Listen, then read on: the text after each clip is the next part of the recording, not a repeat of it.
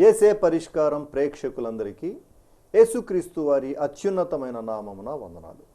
ప్రభువునందు ప్రియ దేవుని బిడ్డలారా, నేటి దినము డాక్టర్ కారుపాటి శ్యామ్ సాగర్ గారి ద్వారా ప్రత్యేక ఆత్మీయ వర్తమానాలు మనం విందాం. మీరందరూ సిద్ధపడి ఉంటే డాక్టర్ కారుపాటి శ్యామ్ సాగర్ గారు ప్రార్థన చేసి ఈ దినపు వాక్య పరిచర్య చేస్తారు. ప్రభువునందు ప్రియ దేవుని బిడ్డలారా, ఈ రాత్రి కాలము దేవుని యొక్క వాక్యముల నుండి ప్రత్యేక వర్తమానంగా ప్రాణభిక్ష పెట్టిన అంటరాని వారు, ప్రాణభిక్ష పెట్టిన అంటరాని వారు అనే అంశాన్ని ధ్యానిద్దాం.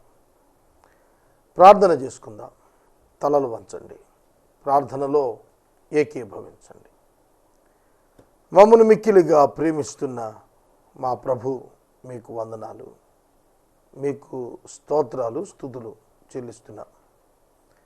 ఈ రాత్రి ఈ సందేశం ద్వారా కొద్దిమందినైనా మార్పులోనికి తీసుకురమ్మని ప్రార్థిస్తున్నాం. ఘనత, మహిమ, ప్రభావాలు మీరు పొందినట్లు ప్రజలు తమ హృదయాలను శుద్ధి చేసుకున్నటకు, రూపాంతరములోనికి నడిపించుకున్నటకు సహాయం చేయమని యేసు నామమున వేడుతున్నాము తండ్రి, ఆమెన్. ప్రభువునందు ప్రియ దేవుని బిడ్డలారా, నేటి సమాజం భిన్నమైనటువంటి మతాలు, భిన్నమైనటువంటి వ్యక్తులు కలిగినటువంటి సమాజం. ఈనాటికి కూడా ఒక మహా అపరాధం సమాజంలో కనిపిస్తోంది. అది అంటరానితనం. మహాత్మా గాంధీ అంటరానితనం మహాపాపం అని బోధించారు. అంటరాని వారు అనేటువంటి మాట చాలా బాధాకరమైనటువంటిది. కానీ మన చరిత్రలో ఇది వాస్తవం. మన చరిత్రలో ఇది వాస్తవం. స్వాతంత్ర్యానికి పూర్వం 1947లో మనకు ఆగస్టు 15 స్వాతంత్రం వచ్చింది. దానికి పూర్వం కొన్ని వర్గాల ప్రజలను అంటరాని వారిగా భావించేవాళ్ళు. ఇప్పుడైతే మనం అడ్వాన్స్డ్ సొసైటీలోనికి వచ్చాం. 21వ శతాబ్దంలో అంటరానితనం రూపుమాపటానికి ప్రభుత్వం తీసుకున్న, రాజ్యాంగం తీసుకున్న చర్యలు చాలా అద్భుతం. ఒక విధంగా అంటరానితనం పూర్తిగా పోయింది అని చెప్పడానికైతే వీలు లేదు, ఎట్టి పరిస్థితుల్లో వీలు లేదు. కానీ పైకి మాత్రం లేదు. అందుకు సంతోషం. ఉదాహరణ ఆర్టీసీ బస్సులో ట్రావెల్.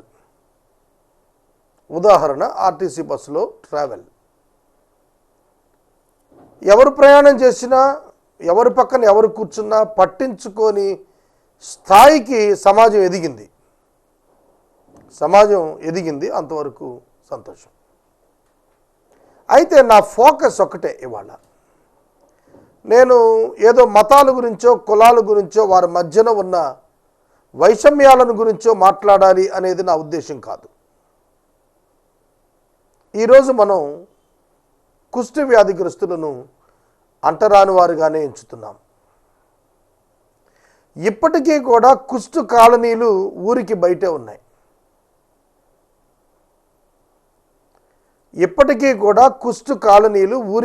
ఉంటున్నాయి. కుష్ఠరోగులకు ఇళ్ళు అద్దెకివ్వరు. కుష్ఠరోగులు ఉద్యోగాల్లో కనిపించరు మీకు అక్కడ. కుష్ఠరోగులు పాఠశాలలలో ఎక్కడా కనిపించరు. కుష్ఠరోగం అంటురోగం కాదు అని ఎంత ప్రకటించినా కుష్ఠరోగిని సమాజంలో తాకటానికి ఎవరు ఇప్పటికీ ఇష్టపడరు. అర్థమవుతుందా?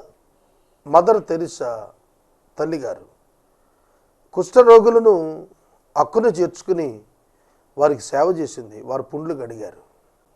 భారతదేశంలో ఆమె చేసినటువంటి సేవ భారతీయులమైన మనం కూడా చేయలేదు. భారత కుష్ఠరోగులకు భారతదేశం ఆమె కాకపోయినా ఆమె చేసిన సేవ భారతీయులమైన మనం కూడా చేయలేదు. ఎంతోమంది వైద్యులు, ఎంతో ఉన్నతమైన విద్యను అభ్యసించిన వైద్యులు ఉనికిలోనికి వచ్చిన ఈ దురాచారం మాపలేకపోయారు. కుష్ఠరోగం అట్లా ఉంచుదాం. ఇప్పుడు ఎయిడ్స్ వ్యాధి. ఎయిడ్స్ వ్యాధి షేక్ హ్యాండ్ ఇస్తే ఎయిడ్స్ వచ్చేస్తుందని ప్రచారం జరిగింది. దాని యొక్క ప్రమాదాన్ని గురించిన ఎడ్యుకేషన్ ఇంకా జరగవలసిన స్థాయిలో జరగటం లేదు. ఎయిడ్స్ వ్యాధితో మరణించిన వారి పిల్లలు ఇప్పటికీ చేర్చుకోబట్టం లేదు. ఈ మధ్యన నేను విన్నాను, ఎయిడ్స్ వ్యాధితో తల్లి తండ్రి చనిపోయారట. ఆ వారి యొక్క చిన్న బిడ్డలు పాఠశాలలకు వస్తుంటే మిగతా తల్లిదండ్రులు తీసుకెళ్ళిపోయారు వారి పిల్లల్ని. చాలా బాధ కలిగింది. ఇంకా అంటరాని వాళ్ళు అనే భావన, వీరిని తాకకూడదు అనే భావన, వీరు తక్కువ కులం వారు అనే భావన, వీరు వ్యాధిగ్రస్తులు కనుక వీరిని తాకకూడదనే భావన ఇంకా 21వ శతాబ్దంలో కొనసాగుతుంది. అది వాక్యానుకూలం కాదు, అది ప్రేమతత్వం కాదు, అది చేయదగిన మానవత్వపు పని కాదు. మానవత్వం నశించినప్పుడే మనుషులను దూరం పెడతాం.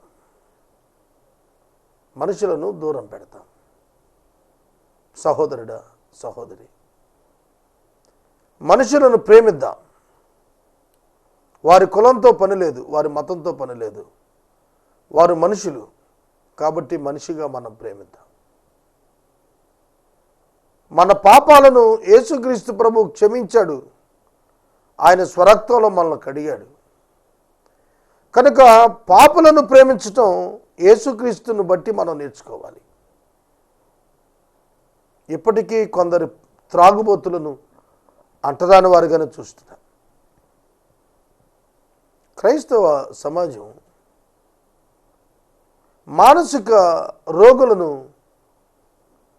కొందరు ఇంకా అంటరాని వారిగానే చూస్తున్నారు. కనుక సమాజంలో ఈ విధమైనటువంటి అన్టచబిలిటీ అనేటువంటి భావన పోవాలి. వాళ్ళు కూడా మనుషులే, వాళ్ళు కూడా సహాయం చేయగలిగిన వారై ఉంటారు కూడా. బైబిల్ గ్రంథంలో షోమ్రోను అనే పట్టణం ఇశ్రాయేలు రాజు పరిపాలిస్తున్న ముఖ్య పట్టణం, ఇశ్రాయేలీయులకు ముఖ్య పట్టణం. ఆ షోమ్రోనులో కరువు వచ్చింది. ఆ కరువు తీవ్రత ఎంత భయంకరం అంటే, ఇద్దరు స్త్రీలు తమ మధ్య ఒక ఒప్పందాన్ని పెట్టుకున్నారు. నేటికి నీ బిడ్డను వండుకుని తిందాం, రేపటికి నా బిడ్డను వండి ఇస్తాను. అది ఒప్పందం. మొదటి దినం వారిద్దరూ ఒక బిడ్డను చంపుకొని తినేశారు. రెండవ దినం ఆ తల్లి ప్రేమ, మమకారం కడుపు తరుక్కుపోయి ఆ చంటి బిడ్డను దాచేసింది. ఇది రాజు దగ్గరకు వచ్చింది. ఈ వ్యాజ్యం రాజు దగ్గరకు వచ్చింది. రాజు వస్త్రాలు చించుకున్నాడు. లోపల వస్త్రాలు చిరుగులతో కనిపిస్తున్నాయి. అంతటి కరువు రాజ్యం వెళుతోంది. గాడిద తల 80 రూపాయలకు అమ్మారు. ఒక వ్యర్థమైనటువంటి ఫ్రూట్ 5 రూపాయలకు అమ్మారు. అర్థమవుతుందా? పావురపు రెట్ట 5 రూపాయలకు అమ్మారు. అంత దారుణంగా ఉంది పరిస్థితి. అట్లాంటి దినాలలో ఈ అంటరాని వారిగా ఎంచబడి అటువంటి కరువు దినాల్లో చస్తున్నా కూడా కుష్టి వ్యాధిగ్రస్తులను అంటరాని వారిగా చూశారు. లేవియ కాండం 14వ అధ్యాయం 1-2 వచనాలు చదివితే, కుష్టి వ్యాధి కలిగిన వాడిని పాలెము వెలుపటకు పంపించమన్నాడు. వారిని అంటరాని వారుగా పెట్టారు. కనుక వాళ్ళని అంటరాని వారుగా పెట్టినా వారు మంచివారే, వారు సహృదయులే. వారి వ్యాధిని బట్టి వారు అంటరాని వారయ్యారు, కానీ వారి హృదయాన్ని బట్టి వారు హక్కును చేర్చుకొనదగిన వారే. ఇది పాత నిబంధనలో ఇశ్రాయేలీయులు ఎరుగలేకపోయారు. ఒక మహా అద్భుతం జరిగింది. ఆ మహా అద్భుతం ఏమిటంటే, షోమ్రోను మీదకు సిరియనులు యుద్ధానికి వచ్చి దూరంగా క్యాంపులో వెయిట్ చేస్తున్నారు. ఆ సందర్భంలో 4 కుష్టి వ్యాధిగ్రస్తులు ఆకలికి చచ్చిపోతూ వాళ్ళు అనుకున్నారు, ఊరిలోనికి వెళ్తామా, ప్రజలు పెట్టడానికి వాళ్ళకేమీ లేదు, సిరియనుల దండుపేటకి వెళదామా, వాళ్ళు చంపేస్తారు, వెళ్ళినా చంపేస్తారు, ఎటు వెళ్ళినా చస్తాం, ఇక్కడున్నా చస్తాం భోజనం లేకపోతే. కాబట్టి మనం ఏం చేద్దామంటే సిరియనుల దండుపేటకే పోదాం. ఆహారం లేని ఇశ్రాయేలీయుల యొద్దకు వెళ్ళే కంటే ఆహారం ఉన్న సిరియనుల దగ్గరికి పోదాం, దూరంగా నుంచునైనా అడుక్కుందాం, వారు పెడితే తిందాం, వారు చంపితే చచ్చిపోదాం. ఎంత బాధాకరమైన పరిస్థితులు. ఈనాడు చాలామంది ప్రజలు ఆకలికి అల్లాడుతున్న వారు ఉన్నారు. ఆకలికి అల్లాడుతున్న ప్రజలు ఉన్నారు. వారికి ఆహారం ఇచ్చేది ఎవరు? అందుకే వారి హృదయం ఆహారం కొరకు అరులు చాస్తోంది. ఆ కుష్టి వ్యాధిగ్రస్తులు అదే స్థితిలో ఉన్నారు. వారు సిరియనుల దండుపేటకు వెళ్ళారు. ఆ సందర్భంగా జరిగిన ఒక సంఘటన ఇక్కడ మనం చూడబోతున్నాం. రాజుల 2వ గ్రంథం 7వ అధ్యాయం 3వ వచనం నుండి 12వ వచనం వరకు ఉన్న వాక్య భాగం మీరు ఖాళీగా ఉన్నప్పుడు చదువుకోండి. ఇందులో వ్రాయబడినవి కొన్ని చెబుతాను. దేవుడు సిరియనులకు గుర్రముల యొక్క, రథముల యొక్క, మహాజనము యొక్క, సైన్యము యొక్క శబ్దము వినిపింపచేయగా, రాత్రిపూట నిద్రపోతున్నారు. సిరియనుల దండుపేటలో నిద్రపోతున్నారు. మిడతలు పడుకున్నట్టుగా పడుకున్నారు. అంత గొప్ప సైన్యానికి ఒక్కసారిగా బిగ్గరగా శబ్దం వినబడింది. ఆ శబ్దం ఏమిటంటే యుద్ధ వాతావరణంతో కూడిన శబ్దం. వారు యుద్ధానికి వెళ్తున్నారు. యుద్ధమే వారి మనసులలో ఉన్నటువంటిది. ఎప్పుడైతే శబ్దం కలిగిందో ఆ శబ్దం కూడా గుర్రాలు, రథాలు, సైనికుల యొక్క కవాతుల శబ్దం వినపడిందో, ఇశ్రాయేలు రాజు ఇతర రాజ్యాలను కలుపుకొని మా మీద అర్ధరాత్రి దండెత్తాడని చెప్పి వారు వారక్కడ లేచి పారిపోవటం ప్రారంభించారు. వారిలో వారు కొందరు చంపేసుకుని పడిపోయినారు. అక్కడ ఏ మనిషి లేకుండా వెళ్ళిపోయారు. ఖాళీగా ఉంది ఆ ప్రాంతం అంతా. వారి ఆహార పదార్థాలు ఉన్నాయి, వారి వస్త్రాలు ఉన్నాయి, వారి విలువైన వస్తువులు ఉన్నాయి, కానీ సైనికులు మాత్రం లేరు. వీరు వెళ్ళి చూచారు. ఆ దృశ్యం చూస్తే ఆశ్చర్యం కలిగింది. వాళ్ళు కొంత దోచి తెచ్చి దాచుకున్నారు. చూడండి ఎంత విచిత్రం మానవ హృదయం. ఒక ప్రక్క వాళ్ళు అంటరాని వారికి ఎంచబడుతూనే ఉన్నారు. వారు వస్త్రం వేసుకున్నా నో యాక్సెప్టెన్స్, ఎవరు వాళ్ళు అంగీకరించరు. ఒకవేళ వారు బంగారు నగలు ధరించుకున్నా సమాజం అంగీకరించదు. వింటున్నారా? వారు వస్త్రాలు, నగలు, విలువైన వస్తువులు దోచుకొని తెచ్చుకున్నా పెట్టుకోవటానికి ఇళ్ళు లేవు. కానీ వాళ్ళలో దురాశ అవన్నీ తెచ్చుకుందాం అని బయలుదేరారు. కొంత తెచ్చేసుకున్నారు కూడా. భోజనం చేశారు. మొదటి దినం అయిపోయింది. రెండో రోజు కూడా మళ్ళీ వెళదాం. అక్కడ వాళ్ళు ఆలోచన చేశారు, ఇది యెహోవా కలుగు చేసిన శుభదినం. యెహోవా కలుగు చేసిన శుభదినం ఇది. ఈ దినమున మనం చేస్తున్న పని మాత్రం మంచిది కాదు. వెరీ గుడ్ డెసిషన్, చాలా మంచి నిర్ణయం తీసుకున్నారు వాళ్ళు. మనం చేస్తున్నది మంచి దినం కాదు, ఇది శుభదినం. ఒక ప్రక్కన మన సోదరులు భోజనం లేక చచ్చిపోతున్నారు. ఇక్కడ శత్రువులు ఎవరు కనపడటం లేదు. మళ్ళా వాళ్ళు వెనక్కి వచ్చేయచ్చు, అది తర్వాత విషయం. కానీ ఇప్పుడున్న భోజన పదార్థాలకైతే మన సొంత జనాంగం ఉన్నారే, వాళ్ళు మనలను అస్పృశ్యులుగా ఎంచిన వాళ్ళు బ్రతకటానికి మనమే సహాయం చేయాలి. ఇప్పుడు ఈ శుభవార్త మనం తీసుకుని వెళ్ళి చెప్పాలి.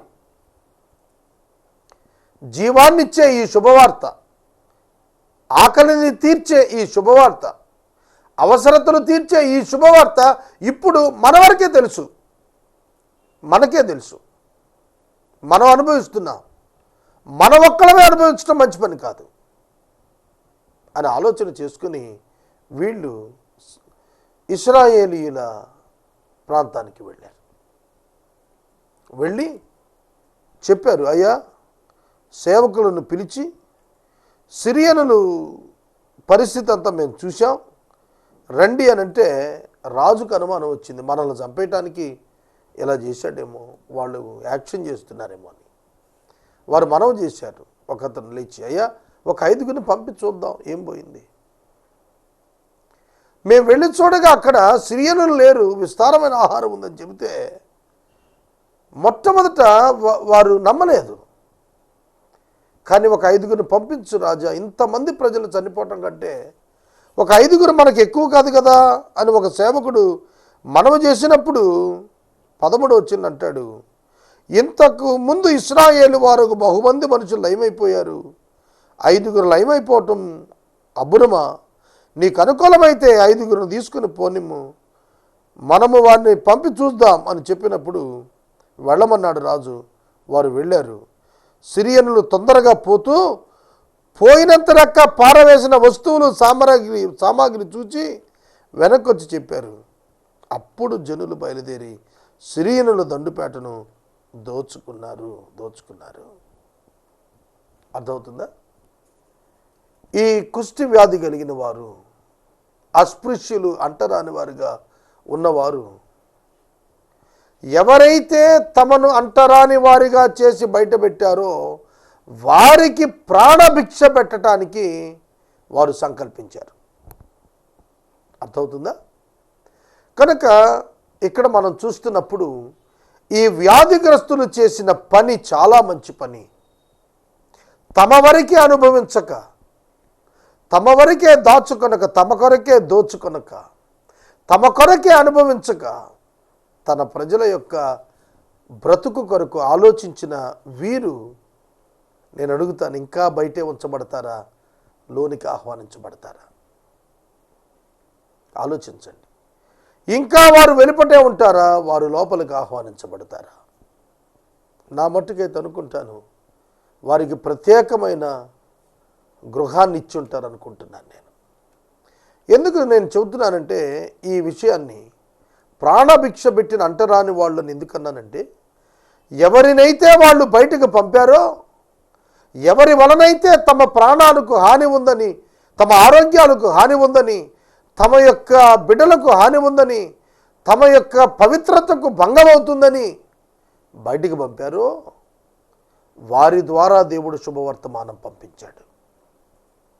ప్రభువు నందు ప్రియమైన దేవుని బిడ్డలారా, ఈ దినాన ఎవ్వరిని అంటరాని వారుగా ఎంచవద్దు. ఇప్పటికీ కూడాను ఇవాంజలికల్ వ్యూ పాయింట్లో మనం చూస్తే, ఆంధ్ర రాష్ట్రంలో మొట్టమొదట క్రైస్తవ సంఘ చరిత్ర మనం చూస్తున్నప్పుడు, ఒంగోలులో ఎర్రంగుంట్ల పేరయ్య అనేటువంటి ఒక దళితుడు 2222 మంది మాస్ బ్యాప్టిజం తీసుకున్నారు. అక్కడ నుండి రాష్ట్రం అంతా కూడాను సువార్థీకరణ ప్రారంభమైంది. ఎవరైతే అస్పృశ్యులుగా, నిరక్షరాస్యులుగా, పేదవారిగా అంటరాని వారికి ఎంచబడ్డారో వారే అనేకమైన అగ్రవర్ణాల వారికి సువార్త ప్రకటనదారులు అయ్యారు, అనేకుల రక్షణకు కారణమయ్యారు. ఇవాళ ఆంధ్ర రాష్ట్రం అంతా క్రైస్తవ్యం వ్యాపించింది అని అంటే ఆంధ్ర రాష్ట్ర క్రైస్తవ సంఘంలో అంటరాని వారుగా ఎంచబడిన వారు చేసిన సువార్థీకరణోద్యమమే. కనుక ప్రాణం నిలపటానికి కుష్టి వ్యాధిగ్రస్తులు ఎట్లా కృషి చేశారో ఆత్మలను రక్షించేటువంటి భారంలో ఎవరైతే ఉన్నారో వారిని ఘనముగా ఎంచి సన్మానం చేయాలని వాక్యం సెలవిస్తుంది. వాక్యోపదేశకులను రెట్టింపు సన్మానమునకు పాత్రులుగా ఎంచమన్నాడు వాక్యంలో. కనుక వాడి కులం ఎత్తటానికి వీల్లేదు. కానీ ఈనాడు చాలామంది ఈ అంటరానితనం సంబంధించినటువంటి వ్యాఖ్యలు ఇంకా పోలేదు. క్రైస్తవ్యంలోనికి వచ్చినటువంటి వారు కూడాను మేము ఈ క్రైస్తవులం కాదు ఆ క్రైస్తవులను చెప్పుకుంటూ సంఘాల యొక్క పరువు తీస్తున్నారు. అది సరైన విధానం కాదు. క్రీస్తు సంఘానికి కులం లేదు, మతం లేదు. క్రీస్తు సంఘం విశ్వాసం మీద ఆధారపడి పనిచేస్తుంది. విశ్వాసాన్ని బట్టి క్రైస్తవులు అయ్యాం తప్ప రిలీజియన్ని బట్టి క్రైస్తవులం కాలేము. బైబిల్ ప్రకారం, ప్రభుత్వ ప్రకారం అవ్వచ్చు, రికార్డ్స్ ప్రకారం. కానీ పరలోకానికి వెళ్ళాం. విశ్వాసము ద్వారానే మనం క్రైస్తవులం, మతాన్ని బట్టి కాదు. కనుక విశ్వాసమును బట్టి క్రైస్తవులైన వారు ఎవరిని తృణీకరించడానికి వీల్లేదు.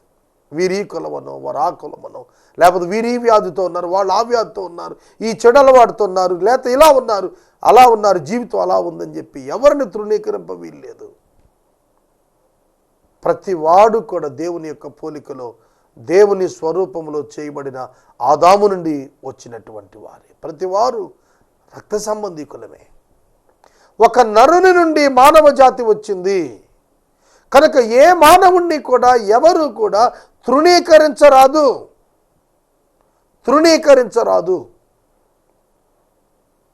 ఈ సత్యం మనం ప్రధానంగా నేర్చుకోవాలనేది ఈనాటి నా ఉద్దేశం. ఎన్నడూ కూడా do not deny any individual depending on anything.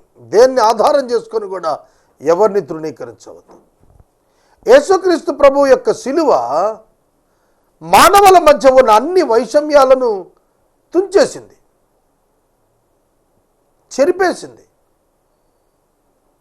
సోదరుడా సోదరి, క్యాస్ట్ బార్ లేదు, ఏ విధమైనటువంటి అభ్యంతరం లేదు, డినామినేషన్ బార్ లేదు. విశ్వాసులంతా ఒక్కటే, ఒకే శరీరం. మెయిన్ లైన్ చర్చెస్ అన్నీ ఒక భాగం, ఇండిపెండెంట్ చర్చెస్ అన్నీ ఒక భాగం లేదు. యేసయ్య శరీరంలో అందరూ క్రీస్తు శరీరంలో భాగస్థులమే. కాబట్టి నో డివిజన్, విభజన లేదు. క్రీస్తునందు సంఘము శరీరముగా కూర్చబడి ఒక్కటై ఉన్నది. శరీరము శిరస్సు అతకబడి ఒకే పురుషునిగా కనిపిస్తున్నారు. No division, no difference, no disturbance. సోదరుడా సోదరి, ఈ రాత్రి వాక్యం వింటున్నారు కదా, మనుషులు కల్పించే భేదాభిప్రాయాలను బట్టి దయచేసి మనుషులను తృణీకరించవద్దు. కొన్ని సంఘాల్లో ఇతర సేవకులను ఇతర విశ్వాసులను అంటరాని వారుగా ఎంచుతున్నారు. అది చాలా పొరపాటు. క్రైస్తవునికి అది తగదు అని ప్రభు పేరిట నేను మనవి చేస్తున్నాను. పరిశుద్ధ లేఖనాలు ఒకే రక్తము చేత విమోచించబడ్డామని చెబుతున్నాయి, ఒకే విశ్వాసములో ఉన్నామని చెబుతున్నాయి, ఒకే బాప్తిస్మం అని చెబుతున్నాయి, ఒకే ఆత్మలో ముద్రించబడ్డాము అని చెబుతున్నాయి. Then why we are having all these differences? ఎందుకు ఇన్ని వ్యత్యాసాలు ఉన్నాయి? సోదరుడా సోదరి, శరీరము ఇంకా చావలేదు. అందుకే విశ్వాసులము అయ్యాము కానీ శరీర సంబంధంగానే బ్రతుకుతున్నాము. ఇంకా overcome the acts of the flesh. శరీర క్రియలను జయించండి, ఆత్మ ద్వారా జీవించండి, ప్రేమించండి. పగ, ద్వేషం, అసూయ, కలహం మీ యందు ఉంటే మీరు విశ్వాసులు కాదు. నా యందు ఉంటే నేను విశ్వాసిని కాదు. నన్ను ఎవరైనా శత్రువుగా ఎంచవచ్చును కానీ నేను ఎవరినీ శత్రువుగా ఎంచటానికి నాకు అనుమతి దేవుడు ఇవ్వలేదు. దయచేసి అర్థం చేసుకోండి. ఒక విశ్వాసిగా నీవు ఎవరూ నీ శత్రువుగా నువ్వు భావించటానికి లేదు. నీకు దేవుడు అనుమతి ఇవ్వలేదు. నిన్ను ఎవరైనా శత్రువుగా భావించవచ్చు, అది వారి మనస్తత్వాన్ని బట్టి. కానీ నీకైతే దేవుడు చెబుతున్న మాట, లవ్ యువర్ ఎనిమీ, నీ శత్రువును కూడా ప్రేమించు. కనుక ఈ కారణం, ఆ కారణం, ఇంకో కారణం చూపించి నీ సహోదరుని తృణీకరిస్తూ ఉంటే నేను మనవి చేస్తున్నాను, ఏ సహోదరుని నువ్వు తృణీకరిస్తున్నావో ఆ సహోదరుని కొరకే నీ ప్రభువు చనిపోయాడు. నీ కొరకు ప్రాణం పెట్టినట్లే ఆ సహోదరుని కొరకు కూడా ప్రాణం పెట్టాడు. కనుక do not recommend or promote any kind of differences in the church. సంఘాలలో ఏ విధమైన వ్యత్యాసాలు ప్రోత్సహించవద్దని ప్రభు పేరిట నేను మనవి చేస్తున్నాను. ఆ కుష్టి వ్యాధి కలిగిన వారు తీసుకున్న మంచి నిర్ణయం మంచి ఆరోగ్యం కలిగిన వారిని మరణం నుండి తప్పించింది. ఈ రాత్రి వాక్యం వింటున్న సహోదర, సహోదరి, నీ వ్యక్తిగత జీవితంలో నీవు ఎవరినైనా ఇంకా అంటరాని వారుగా చూస్తున్నావా? ఒక్కవేళ కులాన్ని బట్టి, ఒక్కవేళ అనారోగ్యాన్ని బట్టి, ఒక్కవేళ అలవాట్లను బట్టి, ఒక్కవేళ వ్యక్తిత్వాన్ని బట్టి నీవు అలా చూస్తుంటే తప్పిదం నీలో ఉన్నది. నిన్ను నీవు సరిచేసుకో. అట్టి భాగ్యము పరిశుద్ధాత్మ దేవుడు మనకందరికీ దయచేయాలని ప్రార్థన చేసుకుందాం. రేపటి వాక్య ధ్యానములో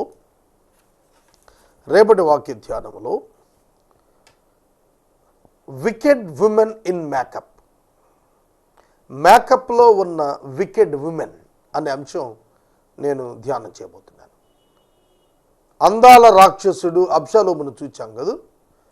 రేపటి వాక్య ధ్యానంలో వికెడ్ ఉమెన్ ఇన్ మేకప్ వేసుకున్న ఒక వికృత మహిళ అనే అంశాన్ని రేపటి దినం మనం వాక్యంలో ధ్యానిస్తాం. 9 గంటలకు ఏసీటీ మూవీస్లో, 9:30కు నిబంధన ఛానల్లో ఏసే పరిష్కారం ప్రసారం అవుతోంది. దయచేసి వీక్షించండి. మనము ఇంతవరకు డాక్టర్ కారుపాటి శ్యాన్సాగర్ గారి ద్వారా ప్రత్యేక ఆత్మీయ వర్తమానాలు విన్నాము. ఈ కార్యక్రమం ద్వారా మీరు పొందుకొనుచున్న ఆత్మీయ మేలులు ఒక ఉత్తరం ద్వారా మాకు తెలియచేయండి. మీ ప్రార్థనా మనవులు మాకు తెలియచేస్తే ఏసే పరిష్కారం కార్యాలయంలో ఏర్పాటు చేసిన ప్రత్యేక ప్రార్థనా శిబిరంలో మీ కొరకు ప్రార్థిస్తాం. ముగింపు ప్రార్థన ఆశీర్వాదాలతో ఈ కార్యక్రమాన్ని ముగించుకుందాం. ప్రార్థన చేసుకుందాం. మమ్మల్ని మిక్కిలిగా ప్రేమిస్తున్న మా తండ్రి, వందనాలు. వాక్యం విన్న బిడ్డలను దీవించండి. కుష్ఠరోగులు అంటరాని వారి గుండి ప్రాణాలు నిలిపారు. ఎవరు తమను అంటరాని వారు ఎంచారో వారి ప్రాణాలు నిలిపారు. అలాగున మేము కూడా ఎవరినీ తృణీకరించక అనేకుల రక్షణ కొరకు పాటుపడే భాగ్యమిమ్మని యేసునామములో అడుగుచున్నాం తండ్రి, ఆమెన్. తండ్రి అయిన దేవుని ప్రేమ, కుమారుడైన యేసయ్య కృప, పరిశుద్ధాత్మని కన్యోన్య సహవాసం సదాకాలం మనందరికీ తోడై ఉండును గాక. ఆమెన్.